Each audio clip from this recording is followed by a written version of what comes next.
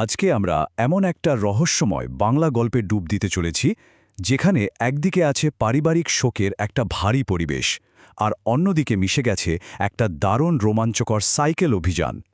চলুন তো দেখি এই অদ্ভুত যাত্রার আড়ালে ঠিক কী রহস্য লুকিয়ে আছে। আচ্ছা, গল্পটা শুরুই হচ্ছে অনাদি কাকার একটা দারুণ বিশ্বাস দিয়ে।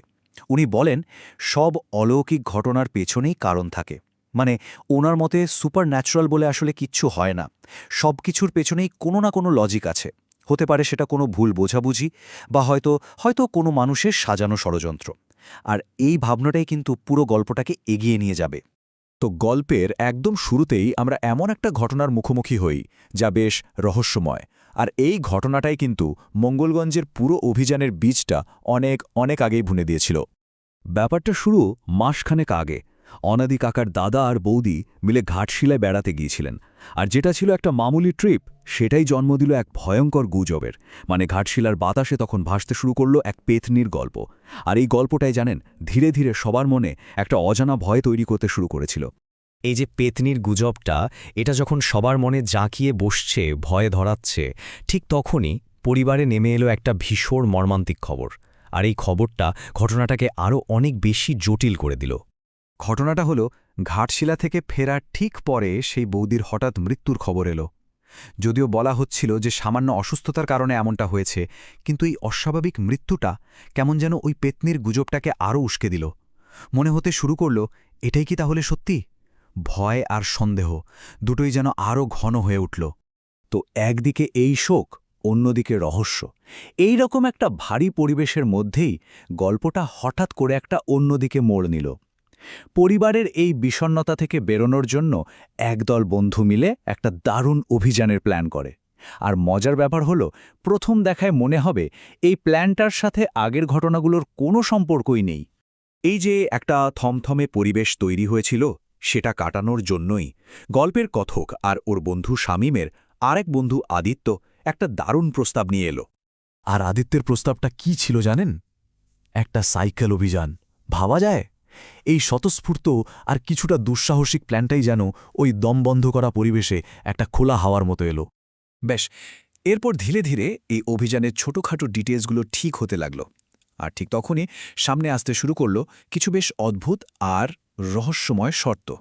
প্রথমেই আসা যাক দূরত্বের কথায়। গন্তব্য কোথায়? মঙ্গলগঞ্জ। আর সেটা প্রায় ১০০ কিলোমিটার দূরে।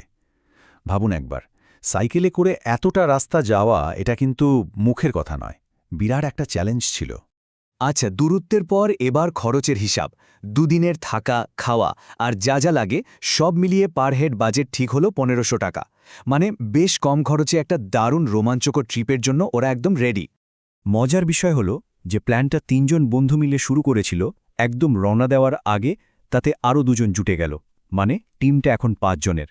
আর তার মানে এই গোটা রহস্যের সাক্ষীও এখন ৫ জন। কিন্তু এই সব কিছুর পরেও আদিত্যের প্ল্যানের সবচেয়ে অদ্ভুত ব্যাপারটা কী ছিল বলুন তো? এমন কী ছিল যা সবার মনে একটা খটকা তৈরি করেছিল? সেটা ছিল রওনা দেওয়ার সময়টা। আদিত্য একদম জেদ ধরে বসেছিল যে যাত্রা শুরু করতে হবে ঠিক দুপুর 12:30টায়। ১ মিনিট আগেও না, পরেও না। কেন? কারণ জিজ্ঞেস করলে ওর মুখে একটাই উত্তর ছিল, ওইটাই স্পেশাল টাইম। ভাবুন কি অদ্ভুত একটা জেদ, আর এটাই যেন রহস্যটাকে আরও বাড়িয়ে দিল। তো এই রকম একটা অদ্ভুত শর্ত আর একগাদা প্রশ্ন মাথায় নিয়েই ৫ বন্ধুর দলটা তাদের সেই রহস্যময় গন্তব্যের দিকে রওনা দিল। যাত্রাটা কিন্তু বেশ লম্বা আর কঠিন ছিল। সেই দুপুর 12:30টায় বেরিয়েছে, তারপর একটানা প্রায় ৭ ঘন্টা সাইকেল চালিয়েছে। শেষে গিয়ে সন্ধ্যা 6:45 নাগাদ ওরা মঙ্গলগঞ্জে পৌঁছায়, ওদের সেই মিস্ট্রি ল্যান্ড, বা বলা ভালো রহস্যময় ভূমিতে। তবে অবাক করার মতো ব্যাপার কি জানেন? গন্তব্যে পৌঁছানোটা ছিল একদম ঝঞ্ঝাটহীন। আদিত্য আগে থেকেই একটা রিসর্ট বুক করে রেখেছিল, তাই জায়গাটা খুঁজে পেতে ওদের কোনো অসুবিধাই হয়নি। মনে হচ্ছিল সবকিছু যেন একটা নিখুঁত ছক কষে করা হচ্ছে। আর রিসোর্টের ওই আপাত নিরাপদ আশ্রয়ে পৌঁছানোর পরেই গল্পের যে দুটো আলাদা ধারা চলছিল, সেগুলো একদম আশ্চর্যজনকভাবে এক জায়গায় এসে মিশে গেল।